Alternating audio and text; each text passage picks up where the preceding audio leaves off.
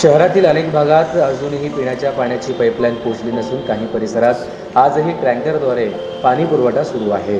दुसरीकडे अपार्टमेंटमध्ये सर्वांसाठी एक नळ कनेक्शन असतानाही किंवा खुली जागा असतानाही त्या ठिकाणी नळ कनेक्शन असल्याचे ग्राह्य म्हणून त्यांनाही पाणीपट्टीची बिले देण्यात आली आहेत. अशा बिलांमध्ये संबंधित मिळकतदाराच्या अर्जावरून दुरुस्ती केली जात असल्याचे महापालिकेतील कर संकलन विभागाने स्पष्ट केलं आहे. सोलापूर शहरात एकूण 2,60,000 मिळकती असून त्यापैकी खाजगी नळ कनेक्शन असलेल्यांना वार्षिक 2,756 रुपयांची पाणीपट्टी आकारली जाते. तर खाजगी नळ कनेक्शन नसेल किंवा त्या परिसरात पाईपलाईन जरी नसेल तरी त्या मिळकतदारांना घराच्या एकूण वार्षिक भाड्याच्या कर पात्र मूल्याच्या 12% पाणीपट्टी द्यावीच लागते. याशिवाय ज्या अपार्टमेंटमध्ये सर्वांसाठी एक कॉमन नळ कनेक्शन असल्यास तेथील सर्वच फ्लॅटधारकांना वैयक्तिक पाणीपट्टी द्यावी लागते.